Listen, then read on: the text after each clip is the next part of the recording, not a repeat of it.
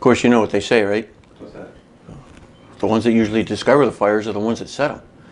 I think we already told Del that. He's been nervous ever since. Let's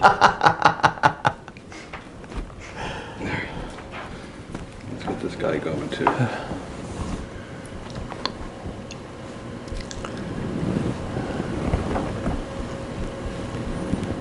There we go. Okay. All right, good. Have a seat.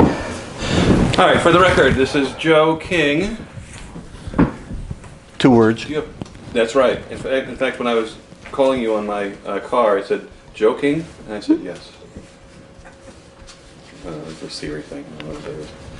Do you have a middle name that we could write down? D's and David.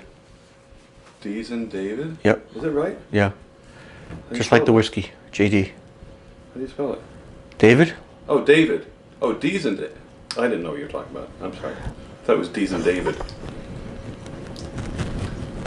D's and David. Joe David King.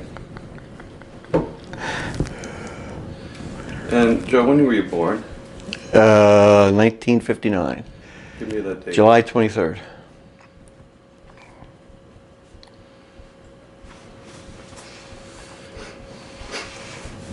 All right, we won't get into much more biographical information.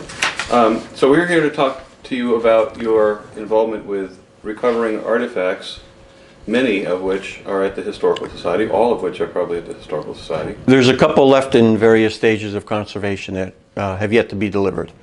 So I think all in total there are probably 100 or so? Well over 100. Well over 100. So starting from the beginning, we may as well go kind of chronologically. What and how did you get involved with this project? When I first moved here, about 12 years ago, I was down by the lake, and I started talking to an old-timer who was walking along the lake, and he told me about a set of railroad tracks that go down into the lake and are under the water. And I thought that was pretty amazing. I'm not so sure. So it raised the question in my mind, is this a naturally formed lake that just had the water level rise, or maybe it was the location of some area where they dug out as if it was a surface mine or something. So I decided I put my dive gear on and started exploring the lake. That's how it started. And so was it just on your own volition? So you were... Yep, on my own volition. What's your background in terms of diving? I've been diving since 1974. I'm a fellow at the New York Explorers Club, which is one of two worldwide prestigious exploration organizations, on par with the Royal Geographic Society in London. And I joined that organization because of the exploration that I've done over the last 30, 40 years on a worldwide basis, from shipwrecks to land exploration in countries such as New Guinea, Honduras. So this was just another natural step for me. It was an exploration opportunity is what it was. Now you have a background in the service as well, correct? Yeah, I was in the Marine Corps for a few years, where I picked up some habits, such as being exposed to and loving the jungles of South America, Irian Jaya, so on and so forth, Pacific Rim stuff. Mm-hmm. So it's that love of the jungle, it's the curiosity, it's being addicted to National Geographic magazine is when I was a small toddler. As a matter of fact, I have a picture that I took on one of my trips to New Guinea, that if you hold it alongside a copy of National Geographic from 1933, it's of a garden, because what they do is they torch a section of the jungle and they make a garden out of that. And when that no longer is profitable, they just let it overgrow and they burn another section. But I have pictures, one from 1933, one from mid-90s, early 90s, where the two gardens look exactly the same, out in the middle of the jungle, where there's no cars, no televisions or anything like that. And it's just staggering to see that there has not been much change in at least that area of New Guinea from 33 to 93. So. Okay. I should first start off that today's date is April 8th, April 8th. 2016. Right. Let's get that on record. So going back to your discovery of Lake Potanipo, what did you actually see down there in your first couple dives, or your first introduction? The first thing I saw on the first couple of dives was just trash. I saw, it wasn't till I think the third dive that I found the first tool. Because when icemen are harvesting ice, they use the tools in a vertical fashion. And if they drop a tool, it falls in a vertical fashion. And if the water's not very deep, it lands in the silt or the mud and stands upright like a quill on a porcupine. So there was an area that had fairly heavy with some of those porcupine quills, so to speak. You could see them protruding from the muck? You could see them protruding from the muck, Yeah. which, okay, that's good because you know where they are, some of them. It's not good because now they're exposed to the oxygen that's in the lake, which corrodes them in some water action that wears away some of the wood. Anything below the silt line is very well preserved, as if they dropped it today. So when you recovered these, the age of these tools would have been 60, 70 years old or more? Depends on the, well, it would have been no newer than 1935 when the ice house burned down. So you take it from, when did we move here? In 2004. Yeah. So that's 35, that's 65, 68 years old. Now, of course, the Fresh Pond Ice Company had been doing poorly the couple of years previous to that. So the tools generally dated from the youngest being in the 20s, the mid 1920s, early 1920s, especially the saw blades, which were fairly easy to place. The oldest tool that we can date that came from the lake is approximately 1841. And what's your method of dating? How do you determine that? The method of dating comes from a couple of different sources. One, you look for the markings on the tools.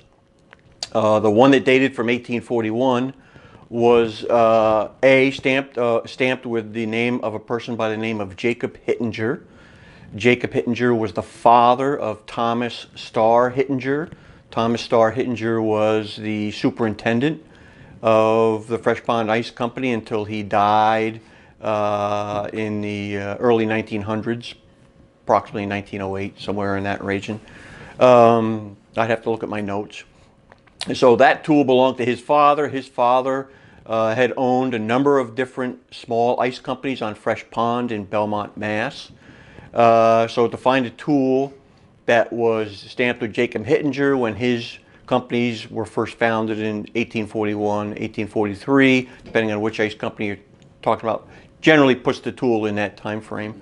Some of the other methods are using old tool catalogs that have vital statistics on them, such as how much they weigh, the height, weight, various dimensions. And another method is the United States Patent and Trademark Office, where you can find patents on especially things like saw blades. And you can identify things that way. So those are a couple of different methods. Saw blades would be by the angle or the shape of Would be by the shape of the teeth. Yeah. Right. It's all, the teeth are highly characteristic. The bolt hole pattern tends to be the same because the machines haven't changed all that much, whether they're ice groovers or whether they're the cutters who are at the base of the incline plane. Okay. Oh, so that would actually split the ice or split the cube. Yeah, when they bring the ice cakes in, sometimes it would be approximately 2 to 3 feet wide, and they would run a length of the cut ice into the saws. There might be a bank of 4 or 5 saws, and it would just cut them into individual cakes. After that, they would be guided into the planer, which which would go up to an incline, and they would just carve off the top few layers so that you had crystal clear ice. So they did not want to put any ice into the ice house that was not perfectly clear, Yeah. which means it was very dense. Right. So the thing that causes ice not to be clear are trapped air bubbles.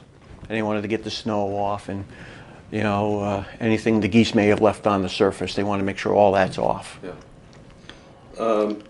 So going back to some of your diving, let's go back into your first, like you said, your first experience, your first discovery was of a couple of tools standing upright in the silt.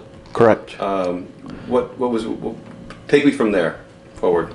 Well, I've found the porcupine quills, so to speak. Did not know what they were. So I pulled one or two of them out and brought them to shore, cleaned them off, and found out that they were tools of some sort. Exactly what kind of tools they were, I did not know, because I was not knowledgeable in the ice harvesting industry at the time. So I marked the location on a map of where I found them, and I drew a little diagram of what the area was like, which was pretty much the Sahara Desert at that point, of silt, very, very soft, characterized by a layer of about 4 to 6 inches of very thin, very soft layer of silt. Then underneath it would transition to a denser mud, a very dark gray to black mud that probably has not been disturbed in 100 years or more. Then from that, that was the central point, and I just started doing search patterns from that point, and eventually I ran into the remains of what used to be an overwater structure at the bottom of the incline elevator chain that was out over the water. So as it turns out, there was a section of the ice house that was out over the water that contained the saws to cut the ice blocks into smaller pieces, and it housed a canal that was formed by the piers or the pylons underneath, and people would use ice hooks, splitting forks, so on and so forth, to break up the ice flows, put them into the saws, and guide them up the incline ice elevator. So once I found that underwater structure, I started mapping that. And from that point on, everything I found, I would get with a GPS coordinate and log it. So to make this clear, you were scuba diving at this point. Correct. And you'd spend, what, an hour underwater, or longer, shorter? Well, it depends on the tank. An 80 cubic foot tank in those waters, I can get as long as 2 hours or 2.5 hours out of it. So you were doing quite a bit of exploration down there. Right. Fighting with some of the brush and debris down there as well, I presume? Well, there's really not so much brush to fight with. There's trees here and there, so there's not a lot of an entanglement hazard from trees or brush. There's water milfoil underneath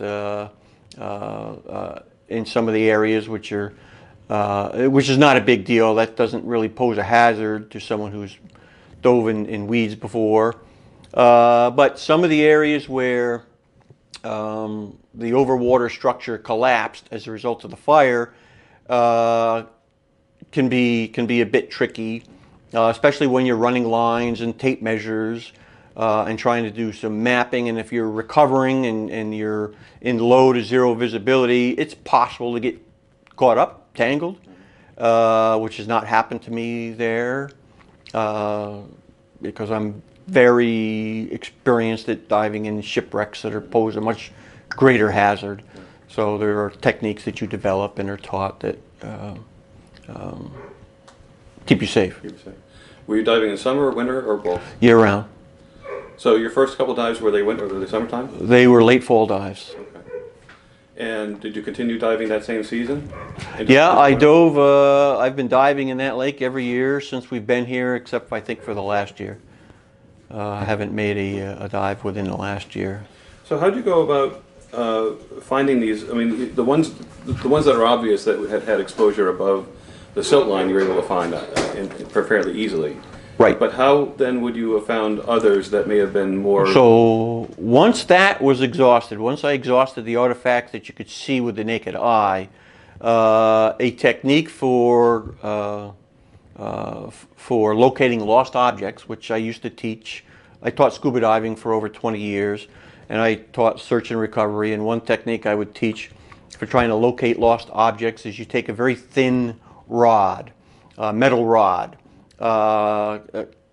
perhaps an eighth of an inch in diameter, brass rod, maybe 2 to 3 feet long, and you just probe it down in through the silt to the mud, and you wait till you hit something. And when you hit something, you'll right away, with just not very much experience, you'll know whether it's metal, you'll know whether it's glass, or you'll know whether it's stone. If it's stone, I would generally ignore it. If it's metal or glass, or I would start probing around and try to detect the shape of the object, and I would map it and draw a shape of the object.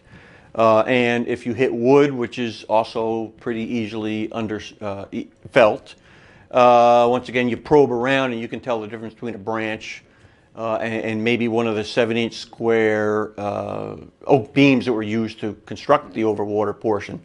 So that was a popular technique. Then eventually I moved on to an underwater metal detector, which is no good for, obviously, for the non-metallic items. So between the metal detector and the thin rod, I could pretty much figure out whether an object was worth locating on the map for future recovery, or just to locate it and say it's not a target of interest. So 2 questions to follow up with that. One would be, would you hand dig away the silt, or did you have a small tool that you would use? And 2, some of these saw blades and other objects are quite large, a couple 100 pounds. What was your method to get those to the surface? So I'll answer the first question first. So when I eventually had a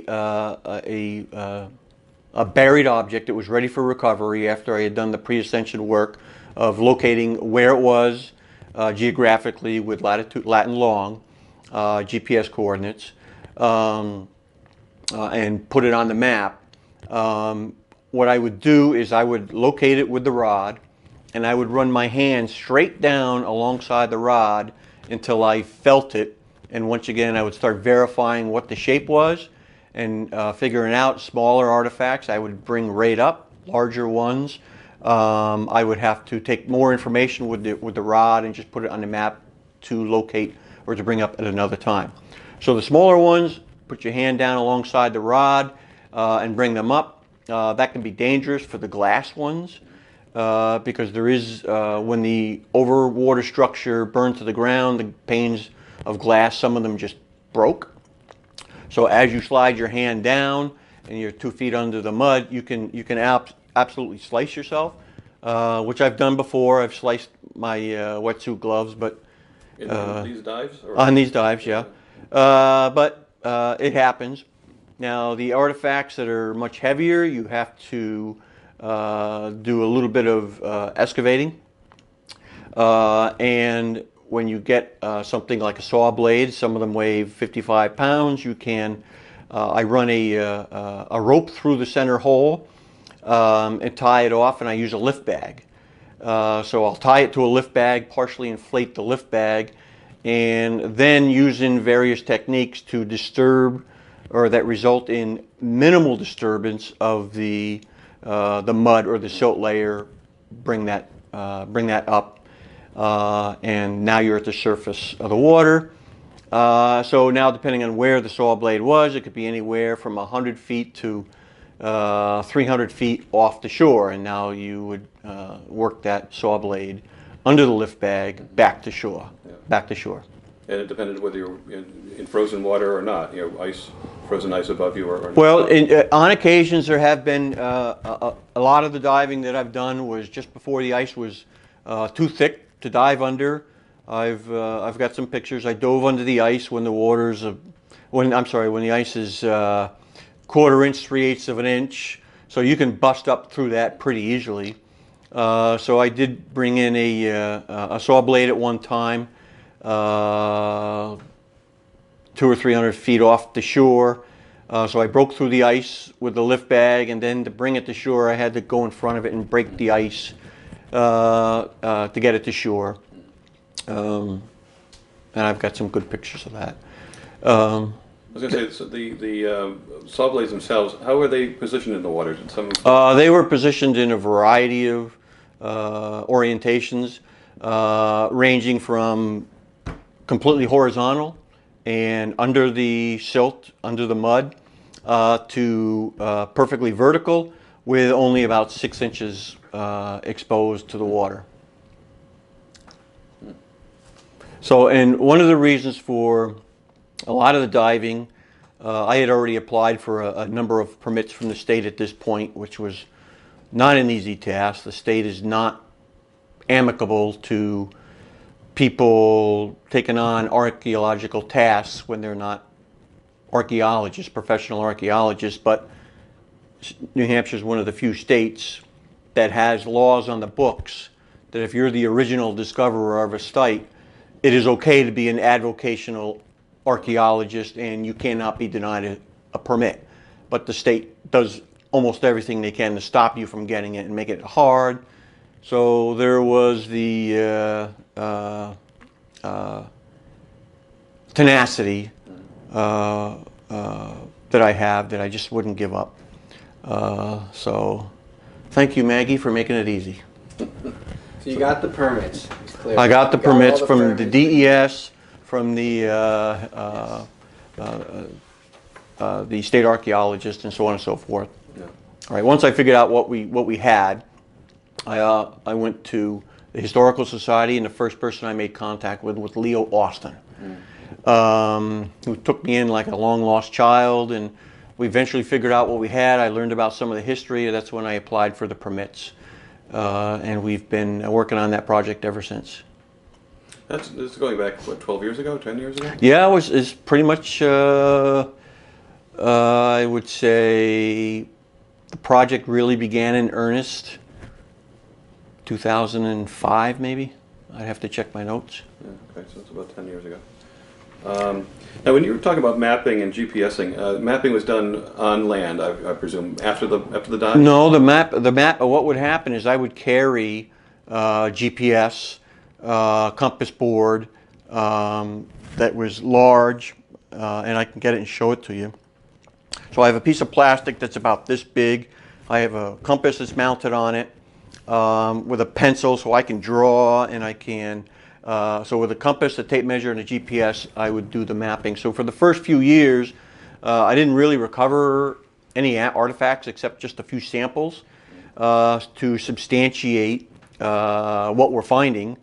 I relied mostly on the mapping for the first few years. So these are all drawn underwater. These are the. Yeah, they were drawn underwater, the location of the artifacts, and I transcribed those onto Google Earth. So I went onto Google Earth where I mapped each individual artifact onto Google Earth. So because the distribution of the artifact can very often tell you a lot of information. For example, the saw blades generally came within a single area, little bit dispersed, but generally in the same area. And when you take a look at that area and then you look at some of the vintage photographs of the overwater structure, it's not hard to see where the saws are, which not a single one was ever serviceable that was recovered. They were all unserviceable, broken, cracked, bent teeth or whatever. And since they're all in the same area, it's very unlikely they walked them out over the ice and dropped them somewhere. They probably just walked to the end of the dock, as you can see in some of the vintage photographs, and just dropped them off the end of the dock. Yep. So that explains why they're pretty much in that area, which also gives you a geographic data point. Say, okay, the end of the dock was here, right? And now you know where the incline was, and now you can start piecing the puzzle together between the 2 points. Interesting. So how far out into the center of the pond, or the lake rather, would you have found artifact, and without getting without disclosing too much, secret information or confidential information. But were you able to dive further out and find these artifacts strewn about further afield? I've gotten artifacts 400 yards offshore. Yeah. Which shore Yeah. doesn't really matter, but. And these would have been some of the push rods or Yep, it would be the, sometimes they're called ice hooks, sometimes they're called pike poles. People that have a few of them in their basement and everything call them beaver dam busters.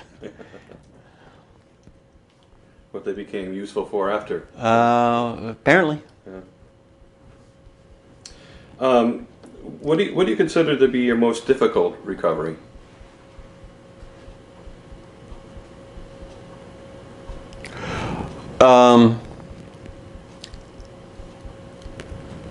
The one that was the most physically draining are the saw blades.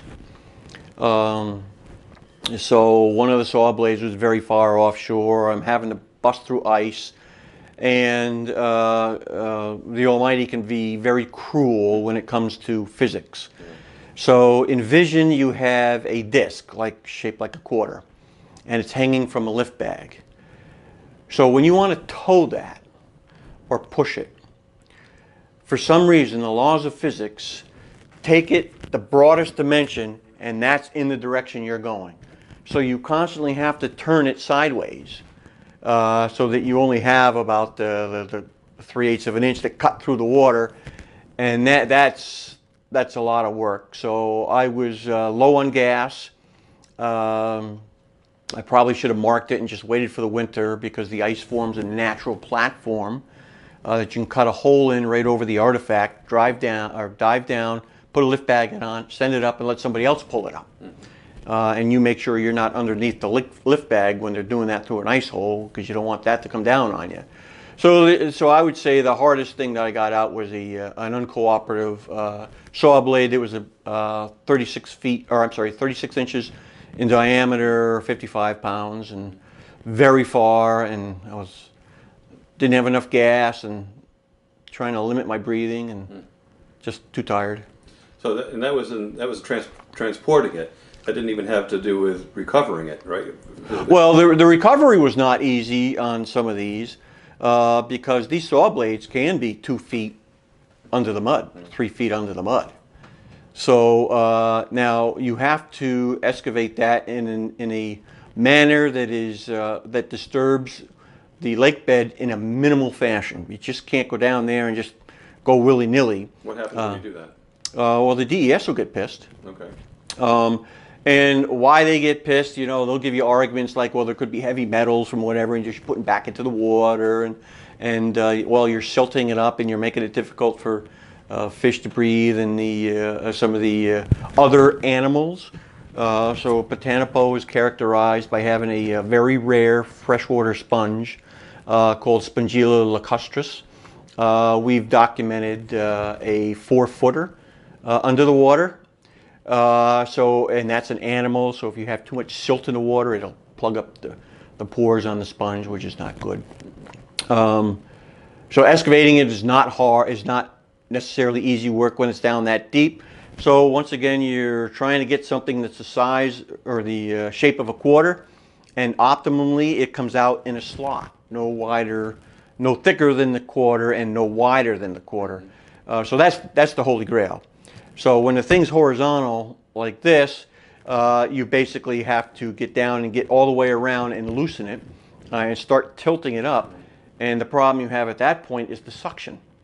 So the thing may only weigh 45 pounds, or 55 pounds, depending on the blade, and when it's laying down and you're trying to pull it up, you've got this great sucking action that basically effectively makes the thing weigh much, much more than it really does. And that takes a lot of effort, takes a lot of gas, which is one of the reasons I was low on gas at the time. And I say gas, sometimes I dive with air in the lake, and sometimes I'm diving with what they call nitrox, which has a higher percentage of oxygen in it. So by the time you get something like that out in a minimally invasive manner, you're really tired, and then to have to take something like that to shore can be exhausting. So. So, can you talk a little bit about the care and the preservation methods that you have used and employed for all these artifacts that Sure. you get them out? So the very first thing that happens is when you pull it out of the water, you want to keep it wet for as long as you can, which is not always an easy thing considering some of these artifacts are big. So I've built boxes that I would line with plastic that I would keep filled with lake water, and I would put a rust inhibitor in there. So you take the artifact, and I would essentially put it just on a big table or a set of sawhorses, and I take a very soft horsehair brush and start very easily with some flowing water, start removing as much of the mud as you can. And you do that because you don't want to remove any of the surface finishes, because some of the tools we have discovered were painted orange at one time. And I had thought I thought I had invented that when I was about 7 years old, and had spray painted all of my father's tools bright red. It may have been orange, so that he would have no trouble finding them. He did not see the usefulness in it that I saw, but nonetheless, if he were alive today, I would just point to the ice house, say, "See, Dad, it does have some usefulness." We have actual tools at the Historical Society where the orange paint is still on it. So if you did not very carefully, with just moving water and a soft horsehair brush, remove a lot of the mud and the silt, you would never have seen that. If you used more aggressive mechanical or chemical means, you would have missed that. So a lot of the artifacts we had recovered were in various states of deterioration. Some were like they were out of the hardware store yesterday. So after the flowing water and the horsehair brush, anything that might be stubborn, we'll use a little bit of a stiffer nylon brush. And the key to that is when you go to a material that's a little harder, like nylon bristles are harder than horsehair bristles, you want them to be a little longer so you're not imparting a lot of force on it. And you remove the more stubborn mud. After that, you'll get most of the silt off. Then we wash it with just regular old soap and water, hot water and Ajax or whatever liquid detergent my wife might have. We'll wash it really, really good. Now, those items that at that point are still good metal, good finish, the bluing is still fully intact, you're essentially done. At that point, you're just going to put a coating of preservative over it. And I do have some sponsors for, or I did find some sponsors for the project. One of the sponsors makes something they called Ezox. Ezox is a premier preservative coating for high-valued collectors of guns, handguns, long guns, so on and so forth. And a lot of tests have been done on that. They'll take just regular bright 8 or 10 penny nails, they'll dip it and they'll hang it out over the winter, and the control nail right out of Home Depot is a rusty mess by the end of the winter, and the one under Ezox looks like it was just out of Home Depot that morning. So that's the material, that's the preservative I chose and I continue to use this day. Some of the other things have, some of the other artifacts have layers of rust on them, ranging from a very thin layer to a very, very thick layer. Now at that point, the ones with the thin layer, generally what we do is we try to put it into a chemical to remove the rust under controlled means rather than a mechanical removal technique. And we use, what's the name of this stuff? I just had it on the tip of my tongue. I'll have to run down to the basement and look it up. So the company that makes that rust removal gave me a 5-gallon pail, which is very helpful. Now that you have to be very careful. You can't leave things in too long because it will bring it right down to the shiny metal. As a matter of fact, when I was experimenting, trying to come up with the proper times for this type of alloy of metal, because each alloy and each finish is very different, and the timetables are very different. I actually ended up taking one of the tools right down to the bright shiny metal, which I was obviously horrified. But it was a learning experience on one of the earlier tools that paid off for the later ones. And then the very heavily encrusted stuff you're not going to be able to remove chemically or with soft brushes or flowing water. So at that point you will resort to dental picks and things like that. Was there a case where the rust or corrosion would actually be holding the item together? Yes. So we have plenty of pictures. We have some examples of this at the Historical Society. For those portions of artifacts that are lying above the silt mud line and exposed to the water, the water is acidic. It's about 6.4 to 6.5 is what I've measured on the pH scale, so it's a little on the acid, a little bit acidy. Plus there's a lot of oxygen in the water, especially near the littoral zones. In other words, the shoreline where the sun penetrates right to the bottom. You get out 10, 12 feet, the sun doesn't really penetrate that deeply into the lake. It doesn't have the clearest of visibility. So you have less oxygen down there at those depths. So the tools that are in the littoral zone and above the mud, they start corroding quickly. And as a matter of fact, the method in which they corrode is really quite interesting. So what happens is there's not a lot of water movement in the areas where a lot of these artifacts came from. So as the metal corrodes, instead of being pushed away by any water currents, it just sits there and deteriorates into nothing, but it generally maintains its shape. So if I had a wedding ring that's standing on the end of a lollipop stick, which represents the handle, a loop handle on the end of say a splitting fork, as that deteriorates and eventually the iron itself goes away, what is left is a cocoon in the same shape as the wedding ring and the stick, only it's much larger. It's like it's these little foam dinosaurs that you put in the water and they expand.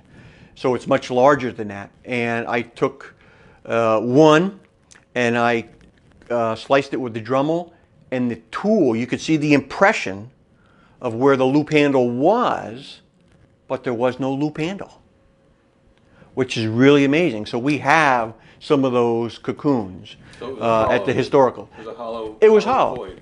Yeah, it was hollow. Hollow void, that's not a completely dissimilar process from the way a fossil is formed. So if you get some organic matter that dies in the mud, and the mud starts to get more and more compacted, and then eventually the animal decays and you're left with a little cavity that will fill in with perhaps some other mineral or something else and become hardened. That's not too, at least from a conceptual perspective, not too much different than what we're describing with the cocoon on the tools. That's very interesting. And that would have happened, obviously, in the water level above the surface. Yeah, any metal above the silt line, where the metal where the artifact is fairly close to shore. Yep. Right. So out in the middle of the lake, where you might be 30 feet down, the metal does not deteriorate in that manner as quickly. Mm-hmm. It'll have rust on it, which is a corrosion, iron oxide. But not near as dramatic as something in the littoral zone. Interesting. Can you go through a list of items that you have recovered? Yeah, we've recovered an awful lot of things. We have recovered splitting forks. which were used to cleave chunks of ice off the main ice flow. So what would happen is the horse-drawn or gasoline propelled groovers would go along and make a grid on the ice, and then people would come along and open up a hole somewhere, perhaps with an up-down saw or something, and then they would cleave off large sections using splitting forks. So we've recovered a number of splitting forks. We have recovered a number of ice hooks, sometimes called pike poles, ranging in length from 4 feet to 16 feet, fully intact. We have recovered a large number of bar chisels, and they come in all different weights, sizes, and shapes. For example, one type of a bar chisel is called a caulking bar. When you groove the ice and you cleave a section of the ice off, you immediately want to plug up the end of that groove with a smaller, lighter weight bar to prevent the water from going down that groove and refreezing. So you would use a caulking bar to take some of the slush and block the end of the groove where you just remove a portion of ice. So we've also recovered starting chisels, which are long angled ends, which are used to pick up the edge of a block of ice to help get it onto the incline. We've recovered saw blades in a variety of them, lots of hand tools, files, hammers, wrenches, and most of the artifacts are stamped with the FPI company because a lot of the tools were known to have grown legs and never come back to the tool shed again. FBI standing for Fresh Pond Ice Company. So the ice house at Botanipo was known as the Fresh Pond Ice Company. It started business on Botanipo in 1890.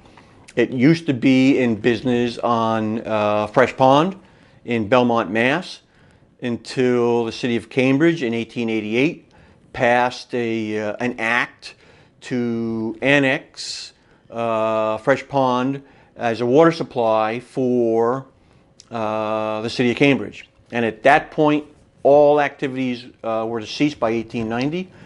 So no one has ever swum recreationally or mapped the bottom of Fresh Pond to this day.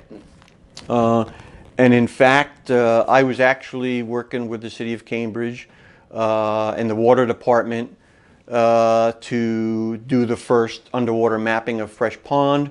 But that's when I've taken ill, and that's a bit beyond my abilities at the moment, but hopefully somebody else will carry that on, because that's, like I say, no one has mapped that bottom or swum the lake or anything. So there's a huge amount of stuff at the bottom of that lake. Yeah, I was going to say, what do you suspect may be down there? Oh, everything from ice groovers, which was invented by Nanual Weath on Fresh Pond, which we've never recovered a horse-drawn ice groover from Botanipo.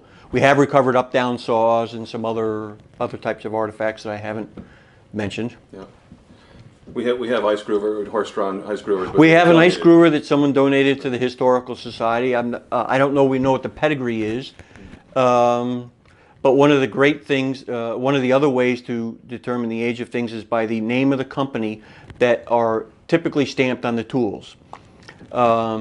So you know when the companies were in business, ended business, and in some cases merged. So if you found Company A, a tool stamped with Company A, and then a tool stamped with Company B, and then you found a tool stamped with Company AB, you know the date of that merger, so you know anything stamped with A or B is before the merger date. Yeah. Some of the things we do is we go under the microscope. There are cases where we have found a tool that has been stamped with one manufacturer that got bought out by another manufacturer, so they'll stamp right over it with their own mark, and then they might get bought out again and stamp over it again, and you got a jumbled mess that is decipherable only under high power microscope, because you start putting you get under high power and you start following trajectories or paths of a mark, and you start putting dots down and you say, oh, okay, so it's the letter C. So we have a very nice, in one of our presentations, we have a very nice animation of that process happening that is very cool, that helped us figure out what the date was of that tool. In Belmont, what was the year of service down there? So the annex by the city of Cambridge was in 1888. And everybody off the Fresh Pond by 1890. Did it begin in the early 18s or late 17s to begin the ice activities down there? Do you know that? Ice activities down on Fresh Pond went back to Frederick Tudor. Frederick Tudor is known as the Boston Ice King. So in the early 19th century, 1807, 1809, he was one of the first to harvest ice, put it on a ship, and send it off to, I believe, St. Martinique to fight the yellow fever epidemic. Okay. So once that happened, that woke up a lot of people to say, hey, we can cut ice and transport it pretty far, and that started the ice trade in the Boston area. Now, grabbing ice when it's cold, or harvesting ice when it's cold and saving it for when it's warmer, is not new. It was done by the Chinese probably long before the Egyptians. The Egyptians would take very shallow dishes, they'd put a little bit of water in, and they'd put it out in the desert overnight, which would go below freezing. They'd get ice and they'd bring it in so the pharaohs would have ice. So it's a very old industry that went away in a bit of a sad manner when the advent of refrigeration came about. The refrigerator, work on the refrigerator, the invention of the refrigerator began in earnest in the late 19th century, was in full swing by the 20s and the 30s. That led to the demise of the ice industry in this country. The natural ice harvesting industry in this country. So obviously we still make ice, but year-round, but we use the refrigeration methods. What other things can you tell us about your activities, in the recovery of these items and the preservation and maybe the presentation as well? I mean, what things that you've learned quite a bit, obviously too. So tell us a bit more about what you've discovered and some of the more interesting things that you've found valuable or curious. So one of the very interesting things that we have discovered with this, and we think we're probably among the first to do this, we obviously don't know for sure, is many of the tools that came up from the bottom of Potanipo had some unique crude markings on them. One tool might have a series of 3 slashes scraped onto it in some location. Another one might come up and it might have an X etched on it or scraped onto it somewhere. Another one might have a series of, say, 2 slashes. So that was a great mystery to us for a long time. Why were these tools having these marks on them?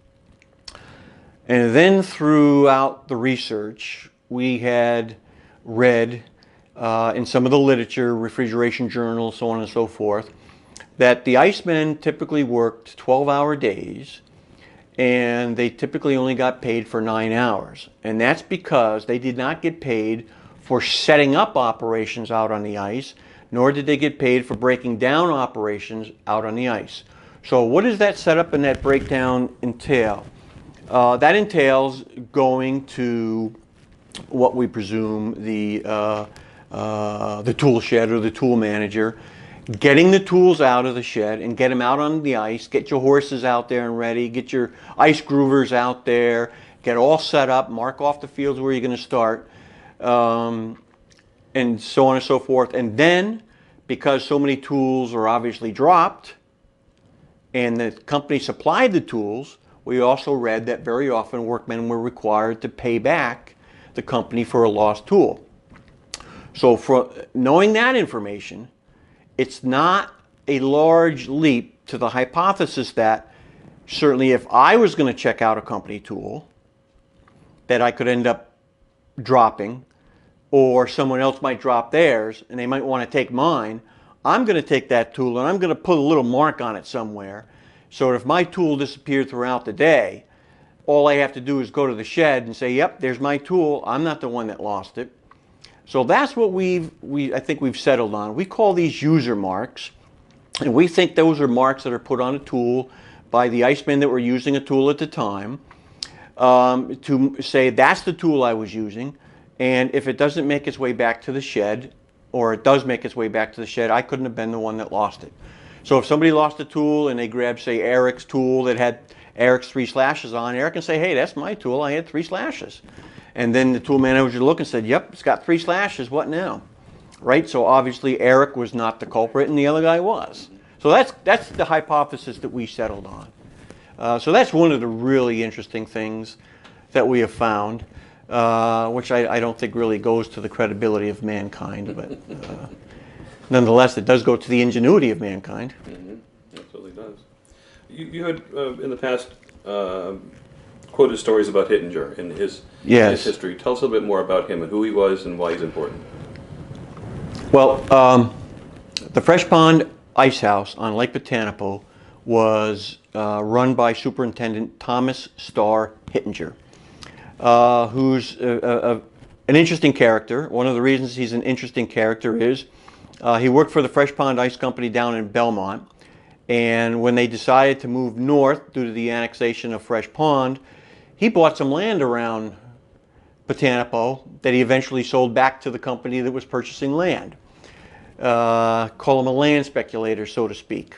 Inside information or whatever you want. So now he learned the ice business from his father, Jacob Hittinger, who, as said earlier, was one of the early ice pioneers of the industry.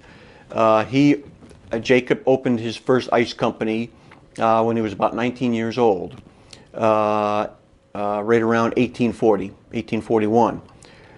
And what is really interesting is, much like a son borrows his father's tools, to go and in the woods build a fort, and the father never to see his tools again,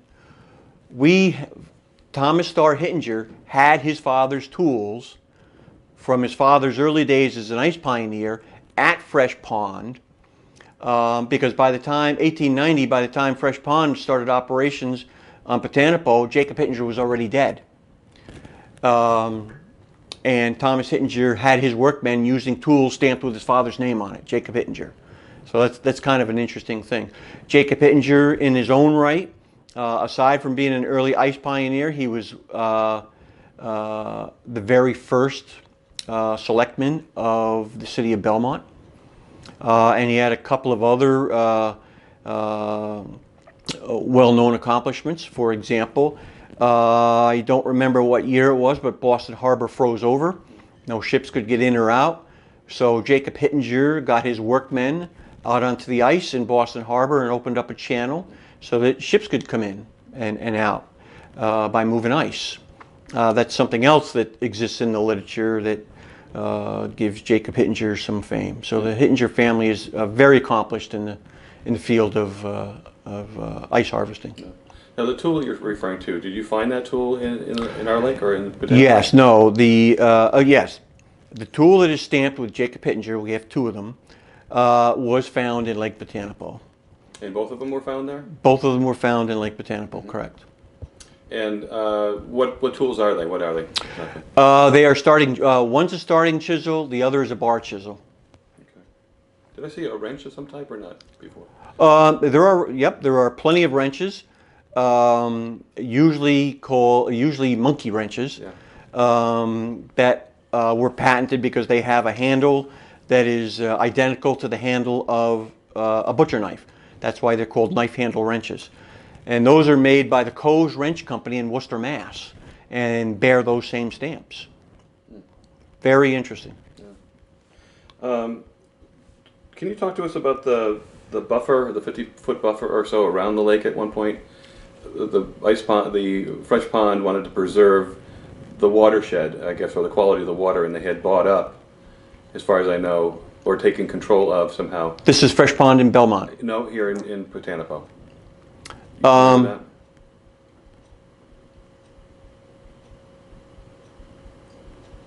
No, I don't think I know.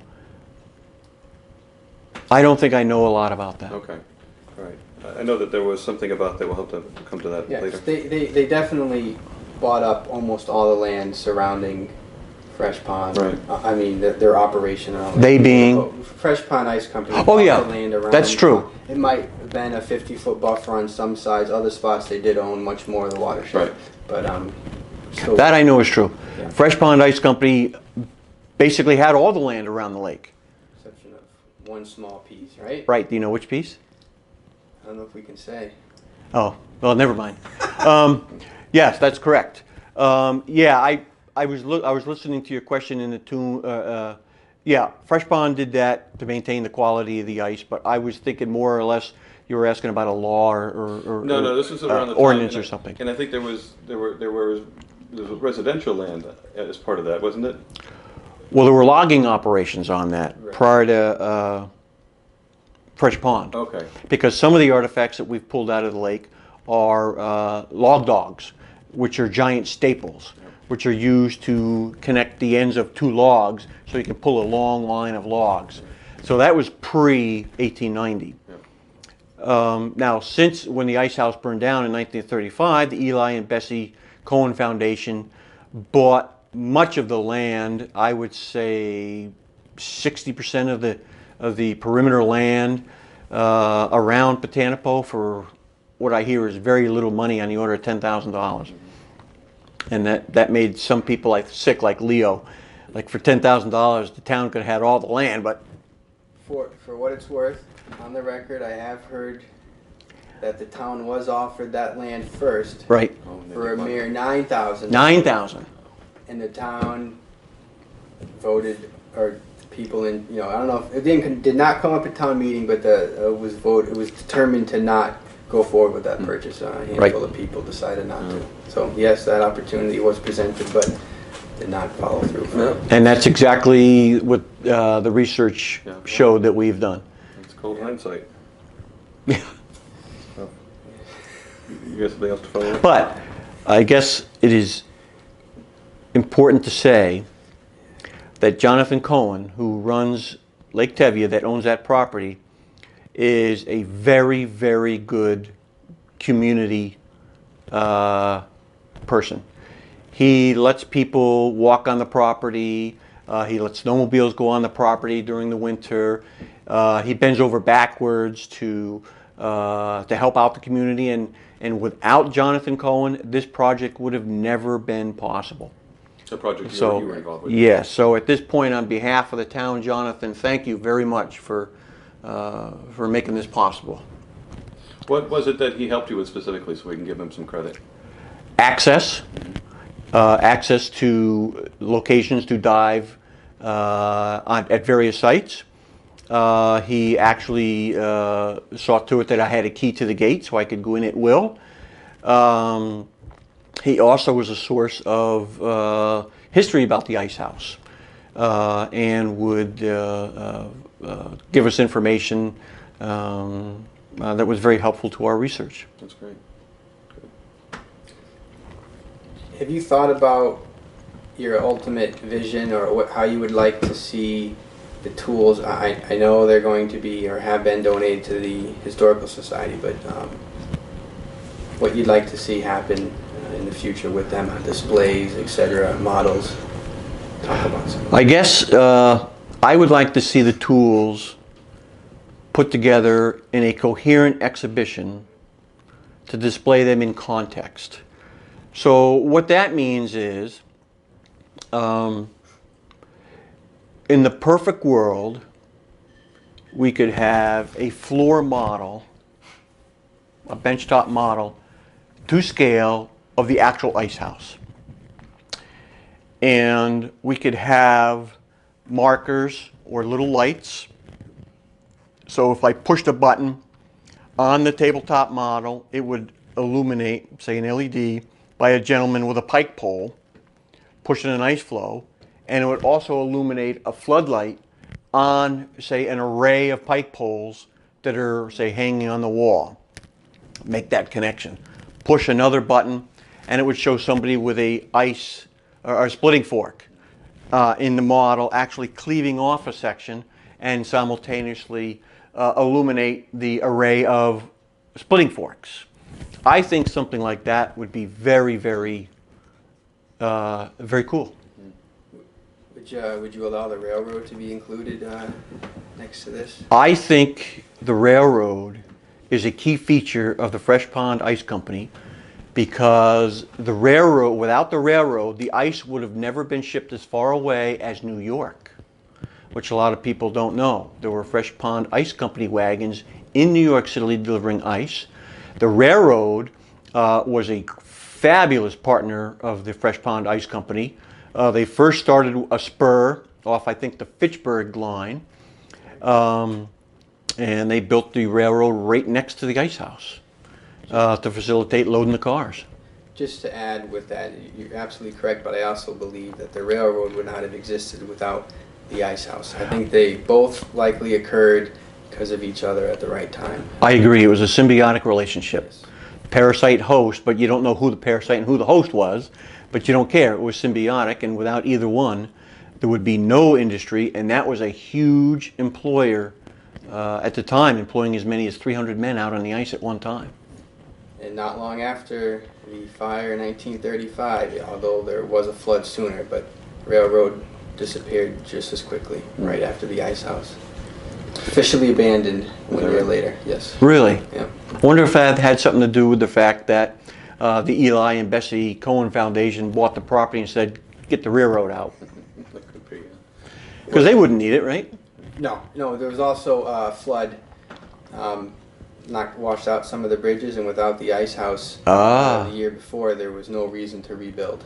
And they abandoned the section in Brookline first. So the spur off of the Fitchburg line, they still had customers in Pepperell, and you could still service down from Milford.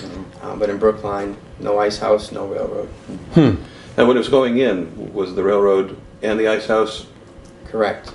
Mr. Hittinger, along with Mr. Worcester from Hollis, were the signatories and the first shareholders, and without both of them, or Mr. Hittinger, with his business, the railroad probably would not have received the charter that it did. Okay. That's absolutely true. I agree with that. That's correct. Yep. Very interesting.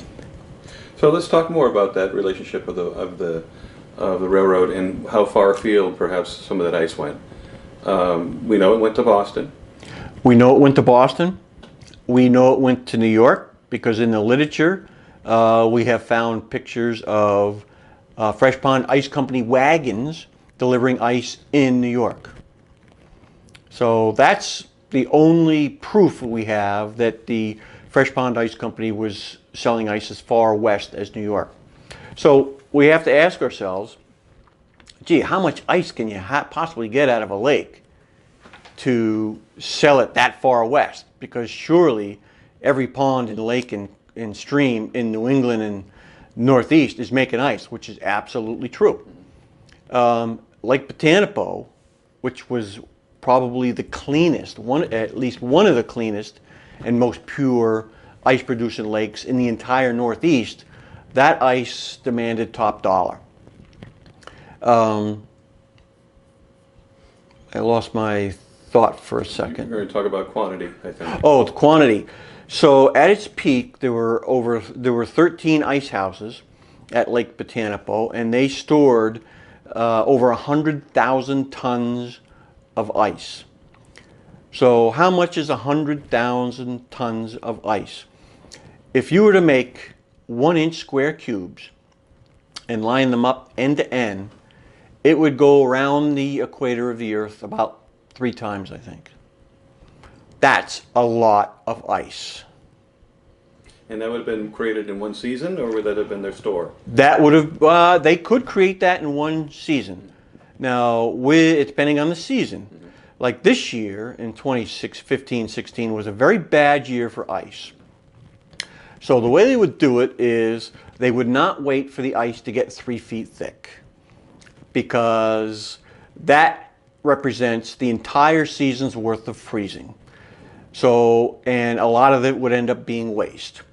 So what they would do is they would wait until the ice is about 18 inches thick. They would cut the ice, harvest it, and they would let it to refreeze again. On those years where it wasn't particularly cold and they didn't think they could get enough refreezes, what they would do is they would cut holes in the ice, cut out a section of ice, they would cut holes in it, and they would bring the horses on it and weights to sink it and let it flood and let it refreeze to get thicker ice. Which is interesting. We talk a lot about horses on the ice. Yes, horses and men too have gone in the drink. And a lot of the town residents that have been here all their lives will tell you, and it's in the local literature, that what they would do is they would keep what they call a choker rope on around the neck of the horse. If the horse fell in, they would grab that rope and they would pull it and try to get the horse out, and in the process hope to close off the airway so that the horse doesn't drown. Well, the bronchial mechanism is not exactly made of rubber and doesn't quickly spring back from being completely collapsed. So I don't know if they actually saved any horses that way, but certainly it provides a convenient handle to help get the horse out. Right? And throughout this work, we have found bones at the bottom of Potanipo. We have taken measurements and pictures, and we sent those off to an anthropologist at Princeton University who identified them as horse bones. So there seems to be some truth or some proof that the horses have fallen through the ice that weren't recovered. We know of no human that has gone through the ice and has not come back. So this process of drilling holes, letting the water flow up and thicken the ice, you ever hear the term sinking the lake? Yes. That's what it was referred to by many of the men at the time? Yes. So on Potanipo, by the small lighthouse, there's a dam. And the dam there was configurable by putting boards in so that they could try and dam up the lake and raise the level. So that, in addition with cutting holes and submerging portions of ice rather than the whole, trying to bring up the whole lake, were some of the techniques they used to try and turn a bad year into a better year. That's right. And that's in the literature in some of the old refrigeration journals and ice and harvesting journals. So that was a common practice that was on Potanipo anyway. But as far as drilling holes and sinking ice flows, that was not unique to Potanipo. No. Can you detail any of the events that ultimately led to Fresh Pond, whether it was merging or selling to Metropolitan Ice Company? Can you explain some of that history near the latter years of Fresh Pond? Yes. So, Fresh Pond Ice Company started operations on Potanipo in 1890.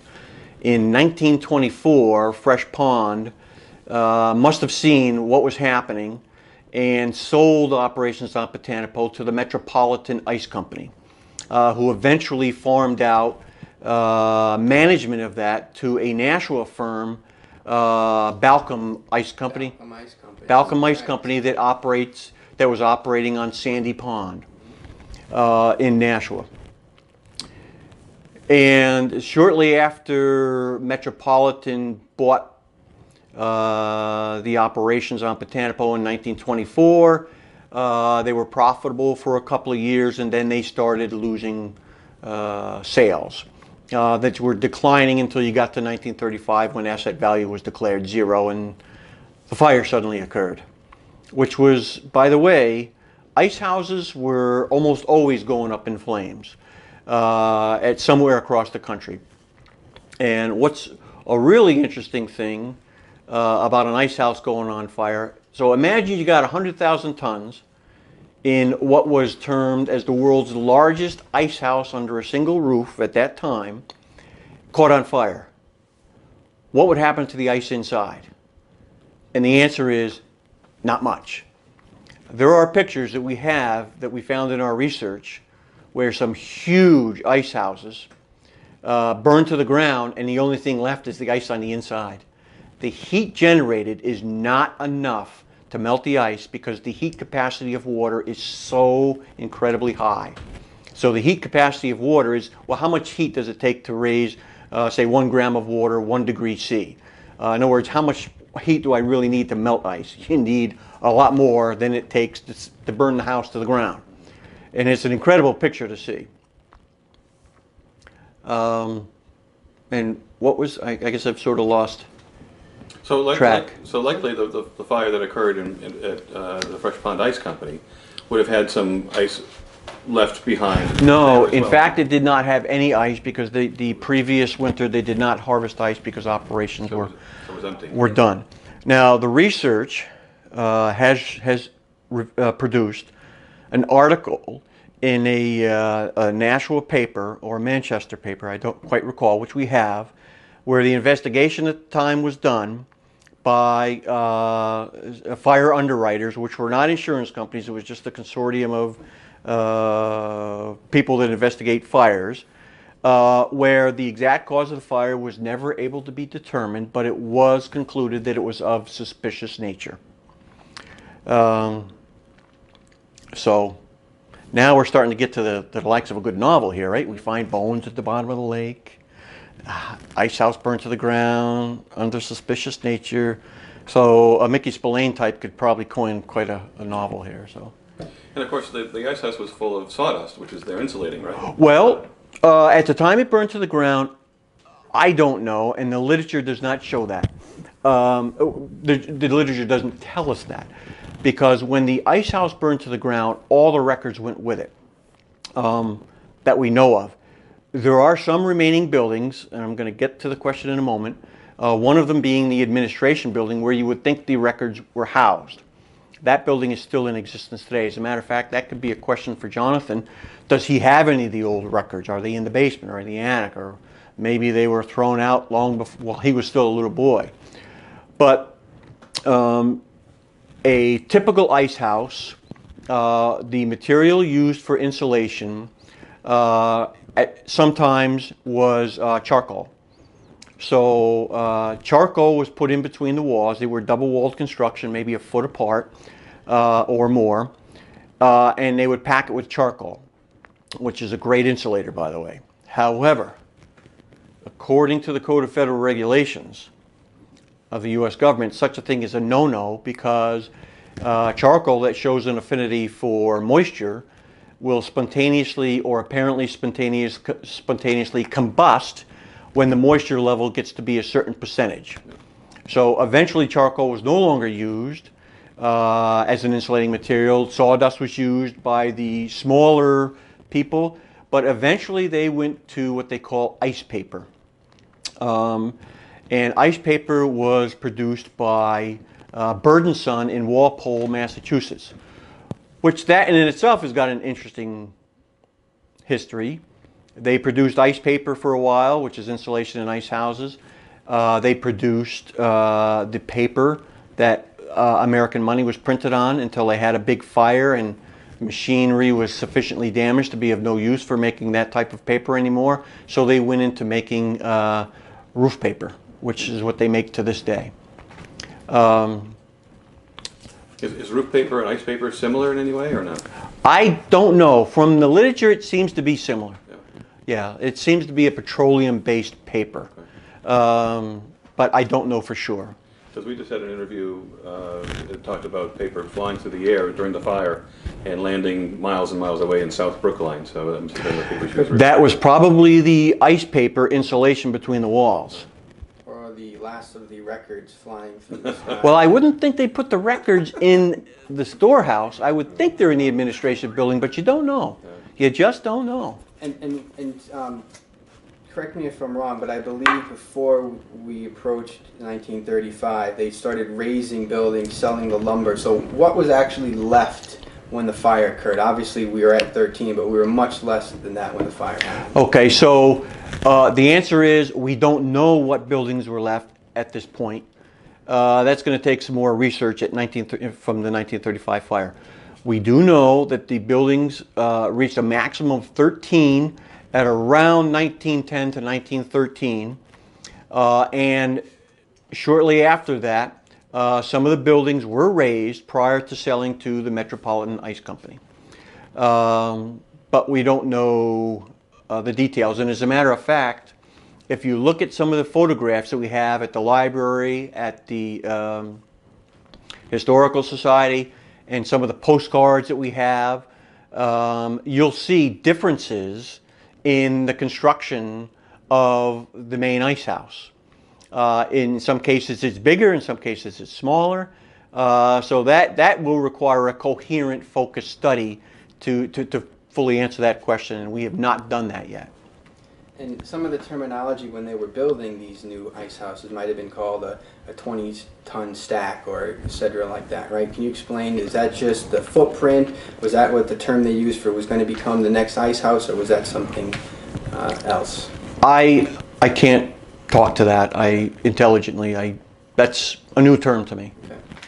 So, Did you come across any research about a second loading operation that would have happened to the north of the ice house itself, on the north side? yes. We were, during the research, we tried to buy any photographs of the ice house at flea markets, antique shops, so on and so forth. We purchased a postcard that was on the south side of the ice house, looking north, and you could see what looks like a big railroad trestle going out over the ice, out over the water in back or on the north side of the ice house. And we never knew what that was. So we started diving over there, and we did indeed find foundations for such a structure. And the literature has, research in the remaining literature has indicated that the railroad spur that came up on the east side of the ice house was used for two purposes. A, they would take, in the summertime, they would take ice from the ice house and they would take it down to Boston, New York, so on and so forth, point south. They would also do that in the winter, just not as much. The structures north of the ice house was an actual mechanism that went out over the water where they would take ice that was harvested, cut up, and they would bring it onto that apparatus and they would convey it directly into the railroad cars. So that was for immediate delivery of freshly harvested ice directly to the rail line. Now in that vicinity, we have found rails, Yes. Railroad rails in the water. So we absolutely do believe that there may have been a small manually operated car or wagon or something that would come out over the water, over the ice, could get loaded with a few cakes and then go back or something.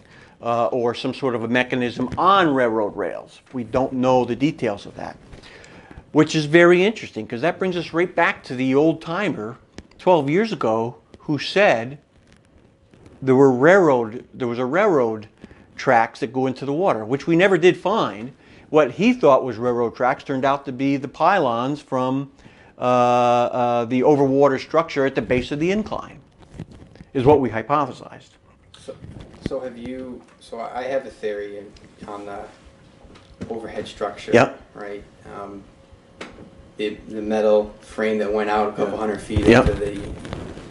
I found a picture that showed piles and piles of the ice chips Oh, underneath it.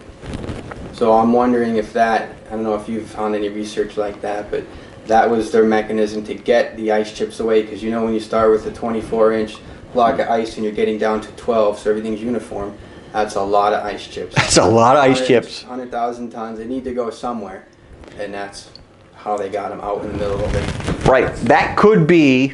That absolutely could be one of its uses, if not its only use. Because the literature does say that, the research we have found, that, yep, the planer was producing huge amount of ice chips. And I somehow think that the pile of ice chips was probably more than there's ice in the ice house. Because as Eric states, if I take a 24-inch high and I need to get down to clear ice, I could end up taking half of that off. And so there were, in some of the literature, it says that ice chip pile was there well into July. Yes.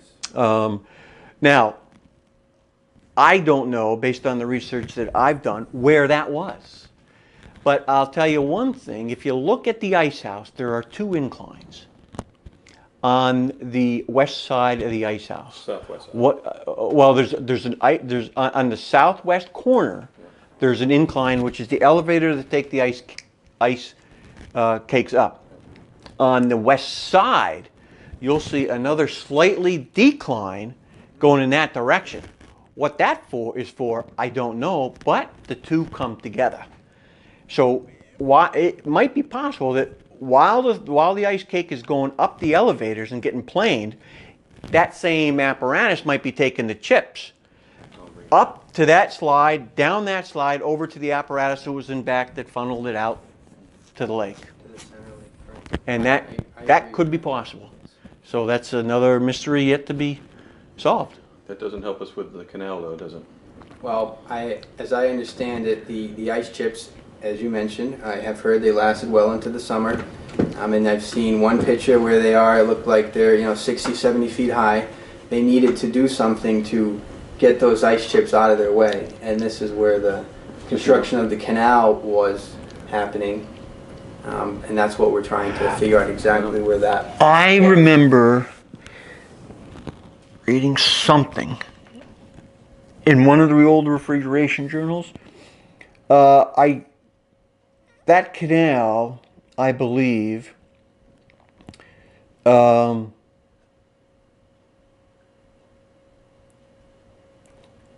one of those old journals, I did find that it stated Fresh Pond Ice Company is digging their canal to drain the ice chips. But that's as far as I was able to find. Did not specify, what side or where it was going. I thought I read something about the ice chips falling to the south of the ice house and creating a pile that was a problem, that they ended up digging a canal to get that out into the lake. So the south side of the ice house, so there's a remaining building that was part of the ice house complex, but it was not part of the actual ice house. So you know where the south corner of the wall is. If I start at that point and walk due south, I'm going to end up between 2 buildings. The building on the left is one of the original ice house buildings. On the south side of that is where I think that pile of ice chips might have been. But that seems awful far from the ice house, because the ice house is basically where the ball field is, and it extends much farther north and west. So they would need some apparatus to get it all the way down there, but that's all I know. I read something about it somewhere, and I'm trying to remember where it was. Because we're looking for a connection of the canal to Canal Street, and Del Porter seemed to think that there was some... Canal Street, Brookline? Yeah. Where's Canal Street, Brookline? It's off of Meeting House Hill Road, just down from the Historical Society. If you come down to Historical Society, take a right-hand turn, there's a street just to the right, Really? halfway down there. And off at somewhere at the end, or incorporated at the end of that street, was some sort of remnant of the canal that Really? presumably was associated with bringing some of those ice chips down. So you're thinking they built a canal heading east? And then down into the river. Down out. Yeah, they eventually got it down through the river because they needed it to drain, obviously. But yes, they needed to get it far away, and it was no short canal. I mean, this seemed like a process. So we've got some work to do on that. Yeah. Yeah, and Del would know. Yeah, he said he used to play down there. He did. He enjoyed the ice in the summer. Yeah. He used to climb up on the pile. Absolutely. So yeah. Yeah. So How they got it there. We just got to try to retrace. well, we'll have to. He's got a wonderful memory. Oh, I know he does. We've got to tap that. Yeah, we have, and we will. So yeah, I can't be any more help on the canal. Are we coming to the end, or are you? Yeah. Nope. Is there anything else that we haven't touched on, Joe, that you might be able to fill us in on? We could talk for hours. Well, I'm afraid of that. So we could talk for hours. There's much we haven't discussed, but Okay, we'll cut it from here, and yeah, there's see more what we can get come from back. here. Okay, cool. Just for the record, and I should have done this at the beginning. Interviewers was Eric DiVirgilio and Scott Gribb for posterity, and perhaps we'll be coming back, Joe, to talk with you further. So thank you very Well, much for your thank you very time. much. Thank you for the opportunity. The pleasure's all mine. And thank you for your hard work. Oh, that's none all of right. this stuff would have come to anyone's attention.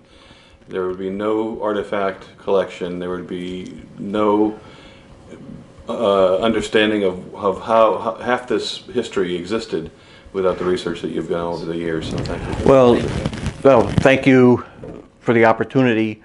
And I will say that a lot of people that live in Brookline don't really know that this place was on the map. As a matter of fact, the ice house was so huge, considered the world's largest under a single contiguous roof at one time, that a British news agency, the Path News Agency, actually came here, made a video that was shown worldwide on this ice house. So though we no longer have that as a principal resource, with the artifacts that we're getting out of the lake, and if we continue this, I firmly believe we're going to have the world's largest collection of ice harvesting tools from a single operation, which was the world's largest at one time, which could put Brookline on the map again. So, and I think you two gentlemen updating the history and is a big step in that direction. You're the one who So, began that. So, but thank you, Joe. Thank you. thank you. Thank you for thanking me.